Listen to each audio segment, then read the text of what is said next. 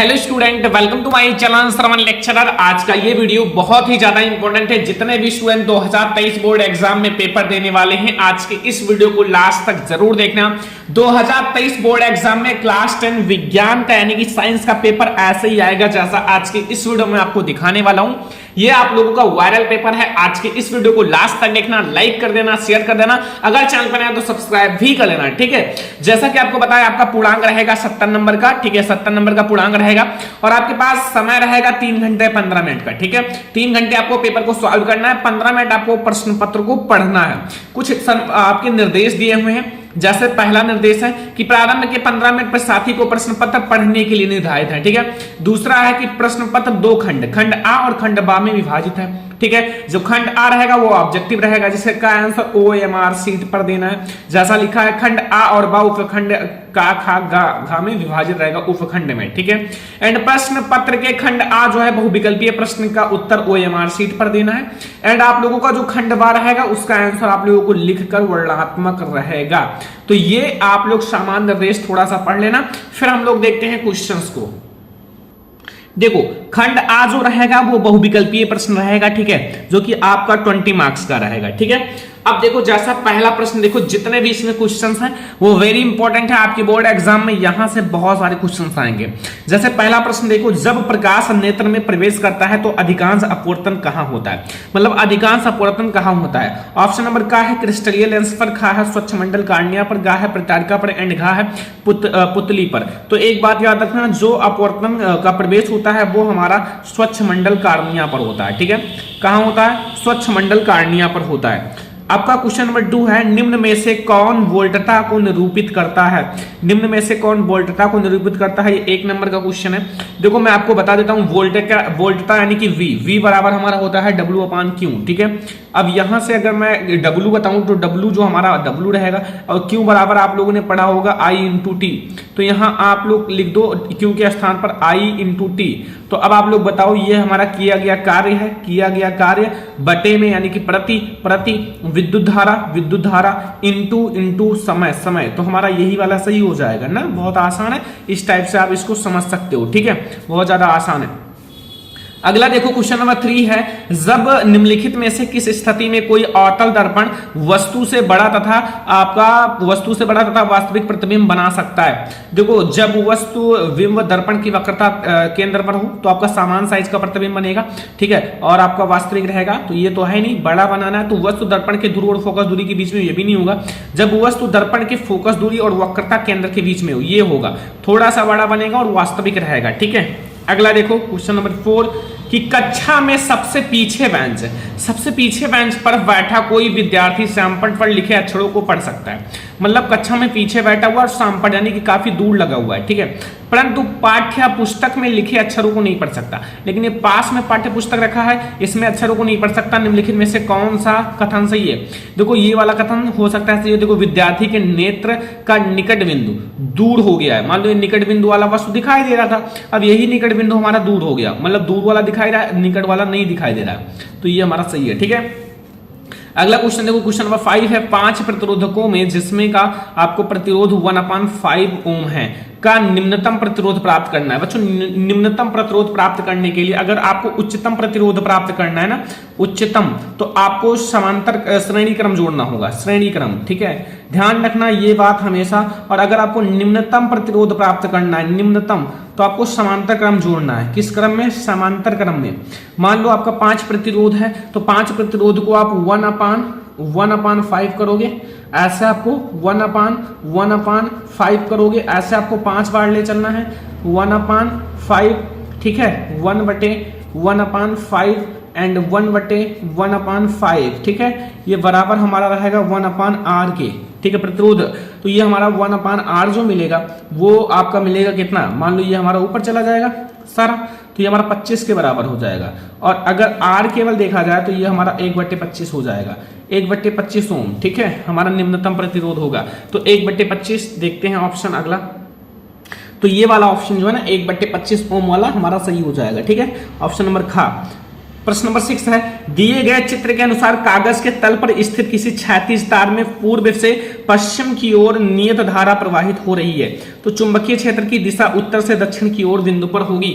1 marks का question है। देखो यहाँ आपका W, देखो ईस्ट वेस्ट नॉर्थ साउथ, और ये हमारा वेस्ट ईस्ट है, ठीक है।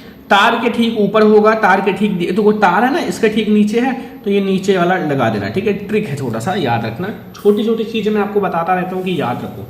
अगला क्वेश्चन नंबर 7 है कि निम्नलिखित में से किसके द्वारा अनंत पर स्थित वस्तु को प्रतिबिंब से अत्यधिक छोटा बनाएगा। देखो कोई भी वस्तु है जो अनंत पर स्थित हो तो उसका प्रतिबिंब काफी मिनिमम बनता है, छोटा सा, चाहे आपका लेंस हो, दर्पण हो, या फिर कुछ भी हो, अवतल उत्तल, तो वो हमारा सही हो जाएगा, चाहे जो हो, लेंस हो चाहे आपका उत्तल दर्पण हो, ठीक है, सही हो जाएगा। जहां तक क्या यही वाला ऑप्शन। अब हमारा आता है केमिस्ट्री का ऑब्जेक्टिव। केमिस्ट्री के ऑब्जेक्टिव में प्रश्न नंबर 1 है, एक मिश्र धातु है। एक मिश्र धातु क्या है? एक मिश्र धातु एक समांगी मिश्रण होता है। क्या होता है? एक समांगी मिश्रण होता है, ठीक है।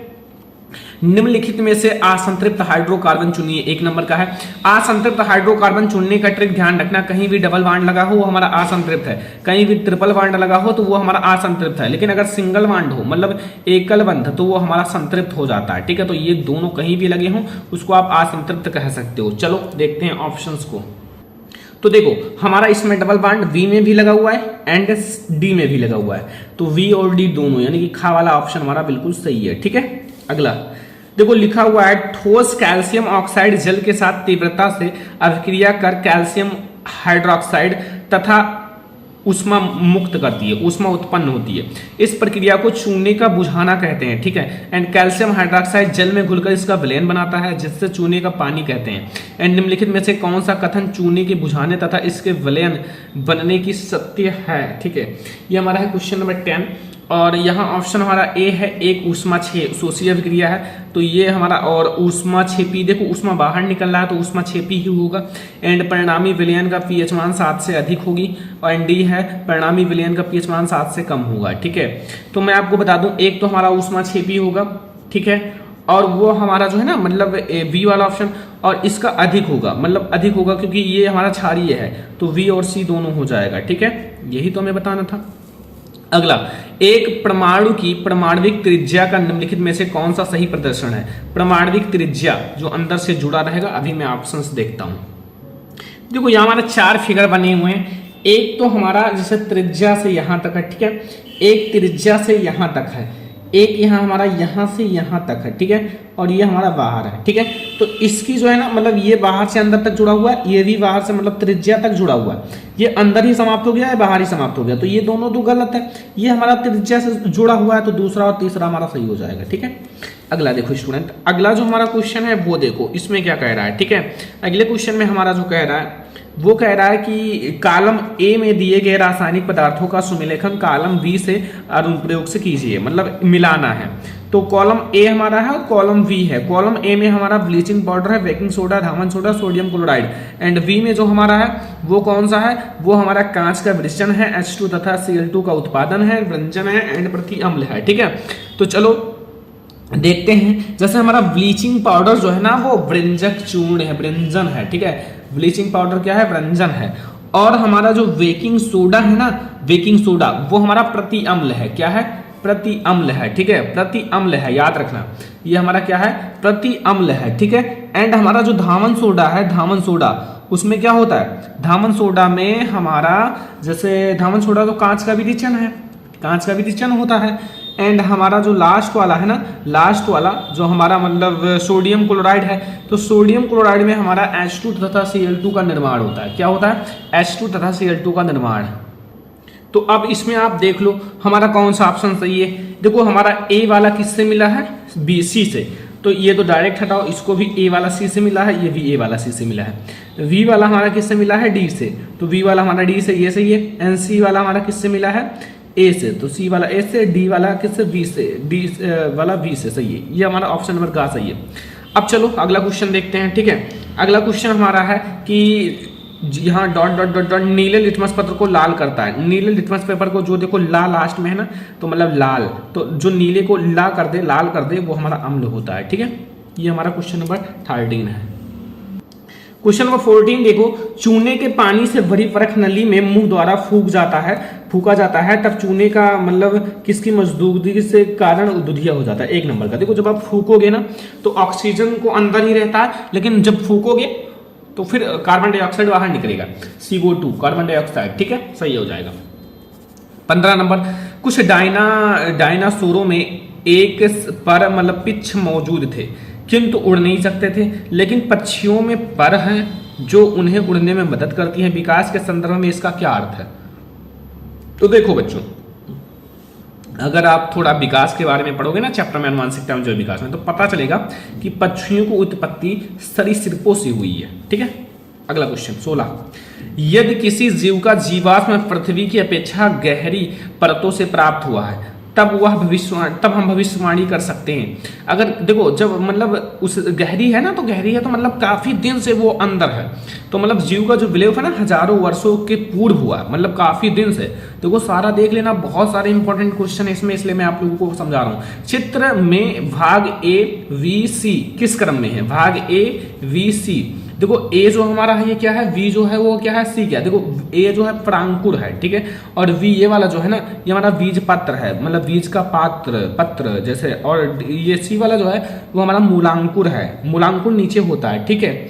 तो ये हमारा कौन सा ऑप्शन सही है? देखो ए वाला हमारा प्रांकुर है, ठीक है, प्रांकुर है, और ये बीज पत्र है, ये मूलांकुर है, तो ये हमारा ग वाला सही हो जाएगा, ग वाला ऑप्शन सही है। तो ये हमारा क्वेश्चन नंबर 17 है। चलो देखते हैं क्वेश्चन नंबर 18।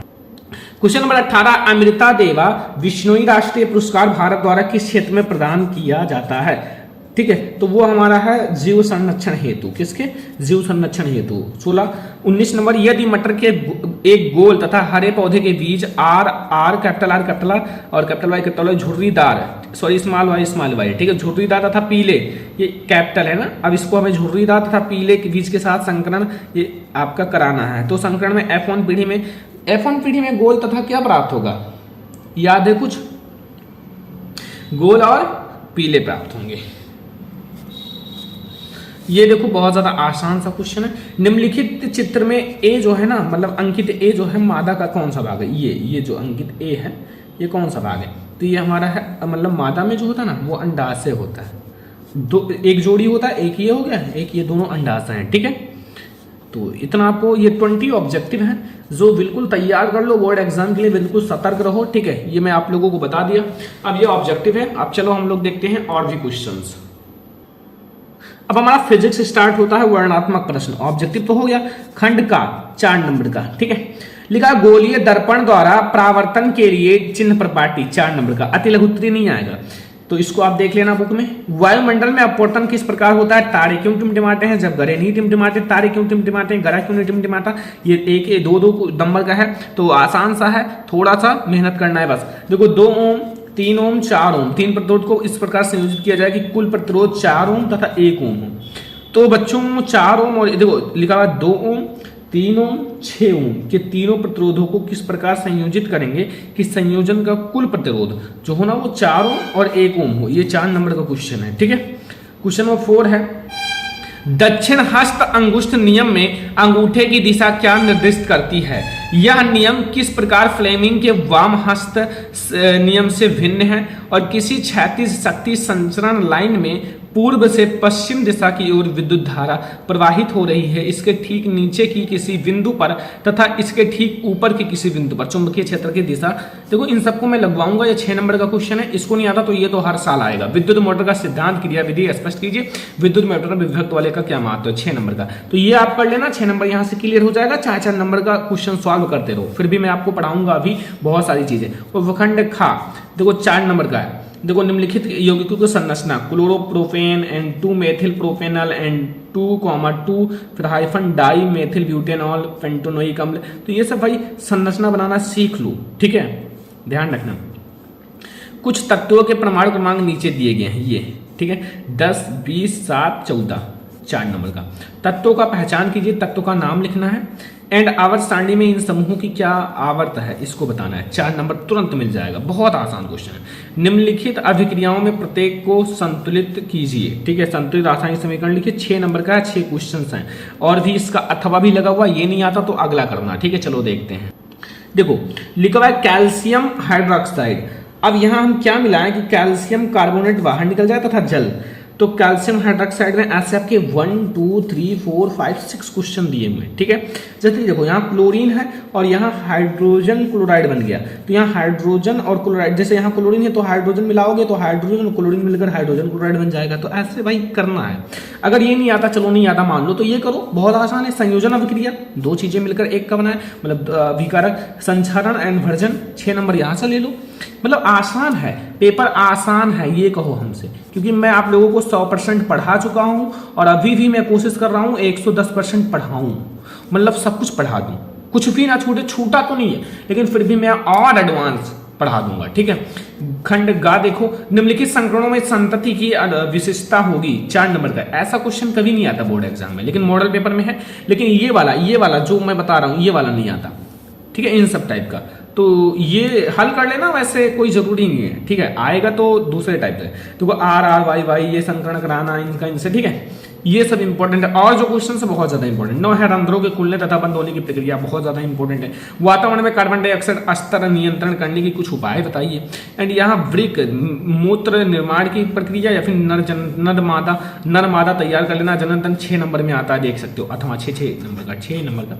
तो ये हमारा बायोलॉजी, ये पूरा हमारा पेपर है जैसा साइंस का पेपर आएगा, ठीक है। बहुत ज़्यादा मेहनत करके मॉडल पेपर बनाया गया है। आई होप कि आपको ये वीडियो बहुत ही ज़्यादा पसंद आया होगा। पसंद आया हो तो इस वीडियो को ज़्यादा से ज़्यादा लाइक भी करना, ठीक है, शेयर भी करना। अगर चैनल पे ना तो सब्सक्राइब कर लेना। और जितने भी स्टूडेंट 2023 बोर्ड एग्जाम में विज्ञान का पेपर देने वाले हैं, जो क्वेश्चन मैंने बताया सारी को हल कर लेना।